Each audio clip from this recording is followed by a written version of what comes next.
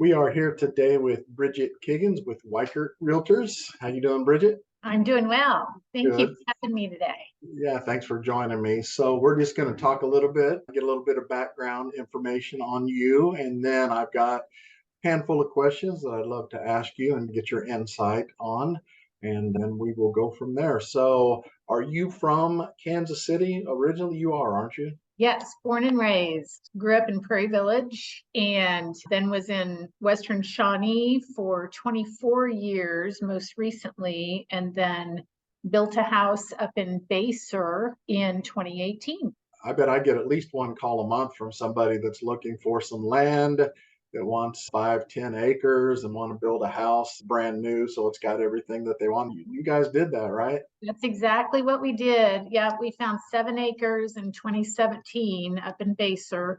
And my husband's retired Army, he's Lieutenant Colonel, and needed to be a little closer to Fort Leavenworth. And we're at the very south end of Basur and love it out there. Built a small house and love it. I've been out there a couple of times, and the Yes, house is you have. fantastic. But really, Richard's shop would work for me just fine. Yes, yes. A lot of All guys right. say that. Yes, it's fantastic. When did you get started in the real estate business?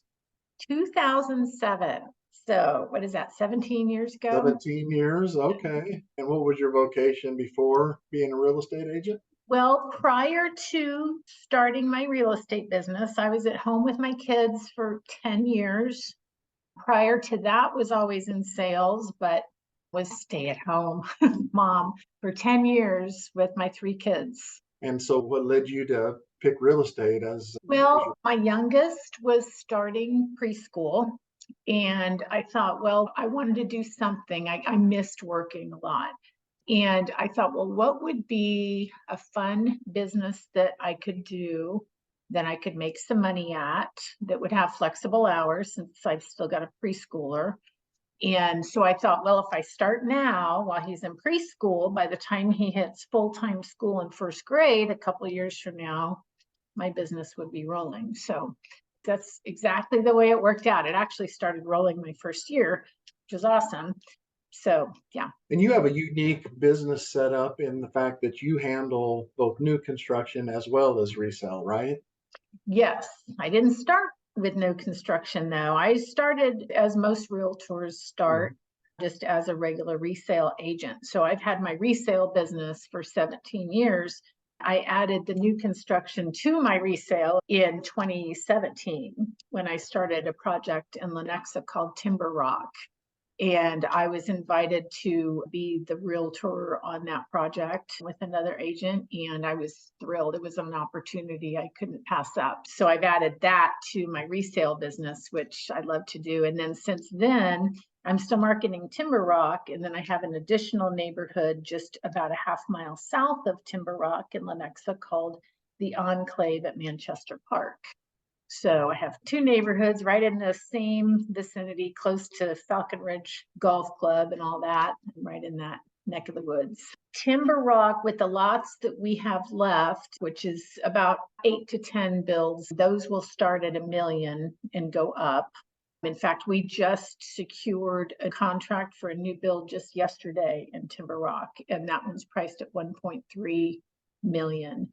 So things are still going in there too. We've got some beautiful wooded walkout home sites available in Timber Rock. And then in the Enclave, they're a little lower price. They start at $650 and go up to about $850. Okay. So let's talk about new construction. For a buyer, what is the advantage of going the new construction route versus resale? Well, on the resale side, we are still seeing such low inventory levels like we've never seen before. So when a really cute house comes up that's priced right and updated and has all the bells and whistles that everyone in town is looking for, those buyers are still in a multiple offer situation on that house. So if you want to come over to new construction, you can get exactly what you want. And new construction is going very well, but you're not having to compete with 30 buyers. You can choose your home site. You can choose everything you want on your home and not be in that multiple bidding situation like you would on a resale home. I've had a few buyers that tried to do resale and finally just threw up their hands and went the new construction route because they were way, way over asking and still coming in second, third, fourth place. And so Yeah. they just said, forget this, we'll go the new construction route. So that was recently completed and they moved in and they love it. Like you said, they did it exactly the way they wanted it. Yeah, exactly. Basically, in these new construction neighborhoods, we're building the inventory that we don't have on the resale side. So if you're looking for more options, come look at new construction because we've got every option you want. So tell me what you're seeing in the resale market right now, as far as buyers. Are buyers coming back? yes, we are seeing some buyers jumping back in that had maybe decided to sit out 6 months or a year ago because rates hit 5 or 6%. Well, now they're coming back going, well, maybe we need to jump back in because it would be better to do it now at 7% than 9%. And someday rates will come back down. We know they will. So they're realizing it would be a good idea to go ahead and buy now, pay 7%, which you and I are old enough. We saw 7%. We had our own mortgages at 7%. If I had one that was more than that. So we've seen that it's not that bad. So they're getting used to those rates being where they are and realizing that they can refinance later when they come back down, and they're still cheaper than paying rent, and they're building equity. Even if they're paying a tiny bit more than they thought they would for a 7% mortgage, they're still building equity. So then when they go to sell a few years down the road, then they've got some equity built up instead of just moving out of an apartment and not having any equity to take with them whatsoever. It never seems like it's a perfect time to buy a house. Either pricing is too competitive and you have to pay way over the asking price, or rates are too high, or people are afraid housing is going to crash. There's always a There's reason not. never a perfect time. And you mentioned also talking about the multiple offers and things like that. And the homes are sitting a little longer too because of this. So it's a good time for buyers to jump back in right now, also because they're not competing with as many other buyers. So instead of there being 30 multiple offers, maybe you're only competing with 10 people now. So there's not as many people they're competing with as far as on the buying side, but also a lot of sellers are still thinking they can get this much when they really should be here. And so homes are sitting on the market a little longer. We're seeing price decreases on some of those overpriced listings. So I'm not saying the home values are going down, but I'm saying there's still a lot of overpriced listings. So we're seeing a lot of price decreases. So one I just had recently for a first-time buyer, we watched that house for 18 days because it was overpriced. It needed a lot of work, which she was willing to do. And we went in with a low offer after 18 days of it sitting there, and the seller was ready to go and took our offer. And there was no one else we were competing with at all at that point. I had another first-time buyer that closed last month also. Same kind of thing. This one was on the market, I think, 3 days. And again, it was overpriced and needed updates. It needed too much work to be at that price. So we went in with a little lower offer. There was one other offer that we were competing with, but our terms were much better.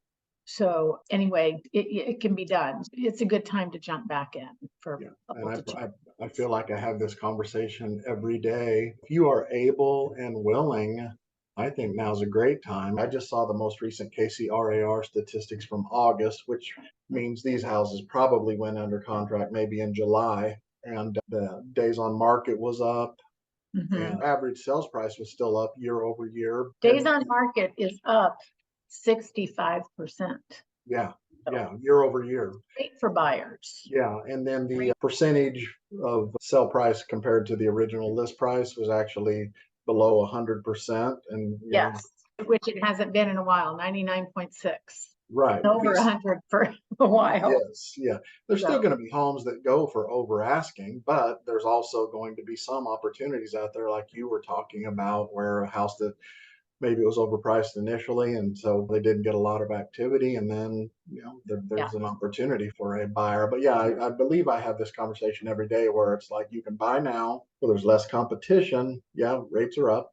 At some point you'll refinance that and get a better rate, better payment, or you can wait till rates come down, but then you're going to compete with more buyers. So we're going to be back to 2020, 2021, where you've got to pay 10% over asking to even have a shot. To me, those are kind of your two choices: either yeah. buy now at a price that maybe is more competitive and then refinance later, or wait and pay a higher amount to get the house. So Yeah. And as far as being a buyer's agent and representing a buyer in that process, I can't stress enough how important it is to have representation and have that buyer's agent representing you and having that search set up on the MLS so you can keep an eye on these listings, and having a buyer's agent that knows how to properly write an offer that's going to get accepted and be better terms than these other couple offers that might be on the table.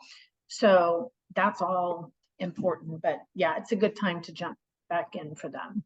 yes, that wasn't on my list of questions, but now that you brought it up, yes, buyers, you need to be represented. You need to be represented by an experienced agent who knows what they're doing and who knows how to get their offers accepted in this market. If you need a recommendation, reach out. And I'll help you. Yeah, yeah, we know some people, don't we? We've both been in the business for a while now, so I know there are things that I would do differently if I knew what I knew now back when I first started. Is there anything that you wish you knew 17 years ago that you know now? I wish that I would have listened to people that told me to set up a CRM and be able to keep in touch with my clients on a very regular basis. I wish I had understood the importance of that 17 years ago. I really started getting more conscious of that and making an effort at being better at that back about 10 years ago. And it's awesome to be able to keep in touch with those people that you made those relationships with. And then as you see their kids get older and grow up, now all of a sudden their children are wanting to buy homes. And I've helped a couple of them. And it's so cool to see that. And if I hadn't started keeping in touch with those people, that would have never happened. And then also that people have parents that need to go into nursing homes and grandparents, and that you have those situations. Or maybe they just want to buy a bigger house because they want to bring mom home to live in their house instead of having to go to a senior living place. There's a lot of that going on too right now. So there's so many things that happen in people's lives where they need a good realtor. And if you've already got that relationship with them and you're the first person that they see and appreciate and know that will be doing a good job for them. So yeah, I wish I had been better at that right off the bat 17 years ago. Yes, yeah, that's my number one thing. And I've done better than average on that, especially in the last 10 years or so. But I hate to think how much business I lost by not being more diligent about staying in touch with people, and not just mailing a postcard or a newsletter or an email, but actually staying in touch with those people one on one, which takes work. But those are the relationships that never go away. And I'm like you, we've got some mutual clients where we've got multiple generations of the same family that we've worked with. So I had done a better job, so I had more of those, but we're doing pretty good right now. Yes. Yeah. So tell me about what you've got going on in Punta Cana. So yes, totally switching gears, whole different type of real estate business that I have down there. So I have a local broker here in the Kansas City metro area that I'm with. And then I have another brokerage office that I'm with in Punta Cana, Dominican Republic, which is very exciting. So in the last few years, started really during COVID, I had a lot of clients that were looking for a second home and investment properties, mainly second homes that they could maybe Airbnb too when they're not there. in places like Florida and Arizona and those types of warmer climates where they could go in the winter. And so my husband and I got to thinking, well, gosh, we would like to have that too. I don't know about you, but winters here in Kansas City are just getting harder and harder every year. So I don't know why, but I just can't take it. And I just need to leave and get somewhere warm. Anyway, so we started looking for our own place. And I have a friend who actually has a brokerage here in Lee Summit, and she has also a brokerage in Panama City, Florida, and then opened this one up in Punta Cana. So I was kind of watching what she was doing down there, and then I started reading up on the Dominican Republic and Punta Cana in particular, because Punta Cana is the #1 tourist destination in the entire Caribbean and Mexico, and has been since, I think, 2016. And so that was where I decided I really wanted to be. And I was watching prices of what was going on down there. There's a lot of development down there. They can't build these places fast enough because it's just such a popular destination. And so we actually invested ourselves in a new construction condo project that is adjacent to the Hard Rock Resort down there, which is right on the beach. So it's like $150,000 for a condo down there to be that close to the beach. You're a 5-minute walk from the beach. And as ownership of this condo, we actually can access the amenities at the Hard Rock Resort too, and their beach club and all of that. And so it's a really cool destination location. It's close to the beach, very much priced right. It's under construction. Mine will be completed November of 24, but I'm actively selling these as well. So it's very exciting because a lot of people, like I said, are looking for this. And that was part of how I realized I should probably get involved in this, because there's so many people looking for this. I've done referrals to Florida and to Arizona for people looking for condos. And so, yeah, there's a lot of people going to Punta Cana, and when they realize how inexpensively they could get a condo that they can also Airbnb down there. And there's single family places too. In Cap Cana, for instance, it's like a private island. There's a lot of single family developments down there that they could purchase. So there's everything from right around 100,000 all the way up to 2 million or however much you want to spend. So it's exciting. It's been a really exciting project. Yeah. So if there are clients out there that are looking for an investment property or a second home or a combination like you're talking about, that's something that maybe would be worth looking into. Definitely. They can contact me and give me their budget. And we do monthly tours down there. I don't go every month, but we do have people in the office down there that will have these tours set up. So if somebody wanted to tour the developments that are available, they can do that. We did that in January.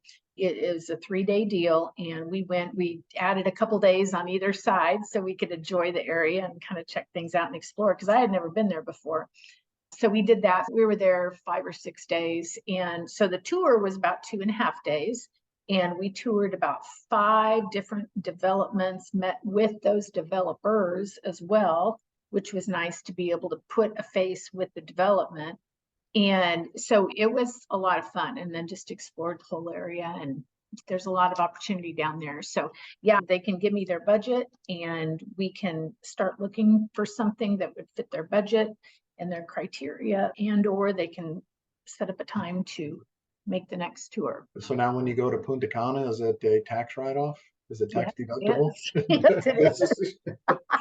Yeah. Absolutely it is. Yeah, that's another good reason. I wonder, so this $150,000 condo, I wonder what that type of a property would go for, say in Florida, where you're that close to the water. Oh gosh, probably 350. Yeah. That close to the water, brand new construction, probably 350.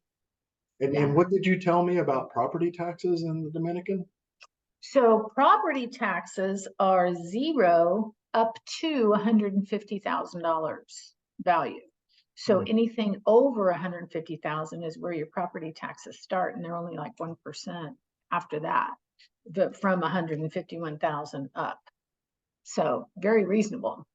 So if you buy a $250,000 unit, you're only paying on $100,000. 1% of $100,000 a year in Yeah. property taxes.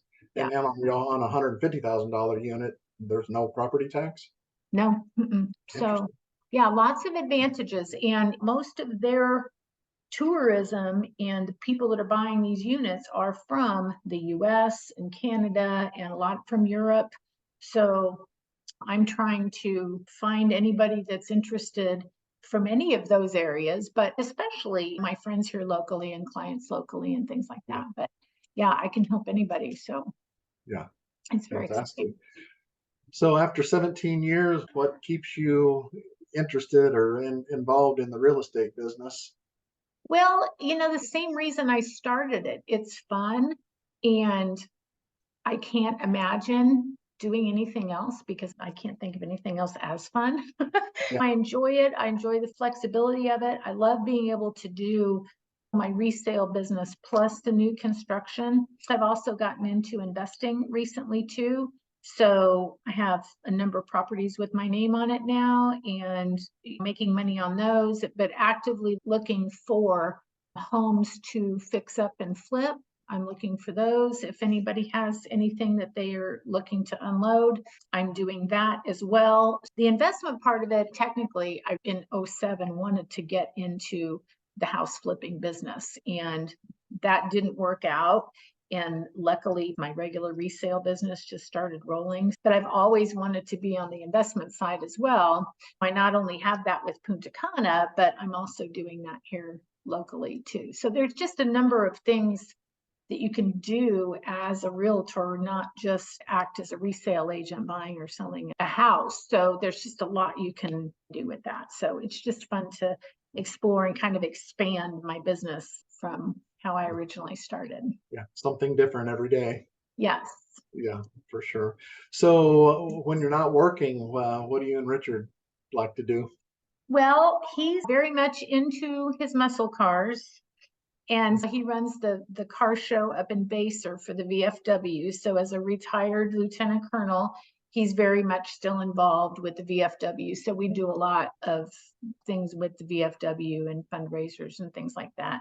Saturday night bingo a couple times a month. It's always a big deal. Actually, the food's good. The desserts are always good.